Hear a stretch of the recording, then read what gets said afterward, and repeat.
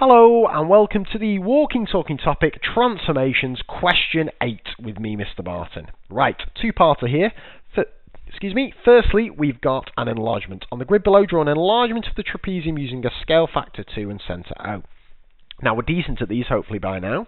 We're going to go from our centre, we're going to work out how far it is to each point and go twice as far, and then we're going to check as usual. So here we go, starting from O, going to here, I've got to go 1 to the right and 1 up, but it's a scale factor 2, so instead I'm going to go 2 to the right, 1, 2, and 2 up, 1, 2, and I'm going to get a new point just there. Let's take this point. I've got to go 1, 2, 3 to the right and 1 up, so I'm going to go twice as far. 1, 2, 3, 4, 5, 6 to the right, and I'm going to go 2 up, and hopefully get it in there. Then let's take this point here. I've got to go 1 to the right and 1, 2, 3, 4 down. Back to my centre. Instead, I'm going to go 2 to the right, and instead of going 4 down, I'm going to go 8 down. 1, 2, 3, 4, 5, 6, 7, 8. Flipping out, these squares are small. Bit hard, this. Let's take this one here. I've got to go 1, 2, 3 to the right and 2 down. So instead I'm going to go 6 to the right and 4 down. 1, 2, 3, 4, 5, 6. 1, 2, 3, 4. Now, because that was quite small squares and because my eyes are rubbish, I'm going to check this. So I'm going to draw it in, assuming I've got it right. But then I'm going to do a nice little bit of checking. So if I just draw that in there. Two ways of checking enlargements, and this works for every enlargement. Firstly, check your lengths are right. So that has got a length of 2 on the original, and it should be twice as big on the new one, so it should be 4. 1, 2, 3, 4, that's looking good.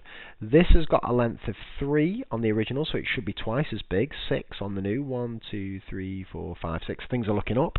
And then, if you put your ruler, and you can physically draw lines if you prefer, through the corresponding points, so this corner on the original and this corner on the new, they should always, always, always exactly go through your centre. That's looking good. 3 marks.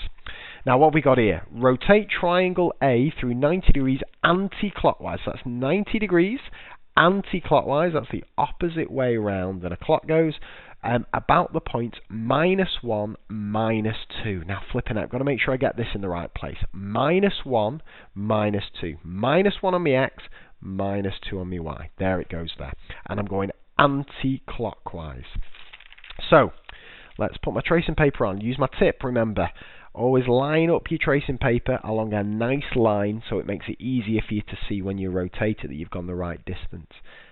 Draw around my shape as neat as I can. Pop it on there, and I've got to go 90 degrees anti-clockwise. So I'm coming this way around, I think. Opposite way than the clock goes. And I keep turning until my tracing paper is going it's turned 90 degrees. So now it's going vertical instead of horizontal along one of those lines. And there's my points. It's -2 and -1, and at -2, 2. So let's pop those on there. -2, -1, -2. I think that's where it was. But I'll tell you what, I'm not going to take a risk when there's big points up for grabs here. Let's pop it on and just check. So there was our original. There he was there. Pop him on. Turn him round.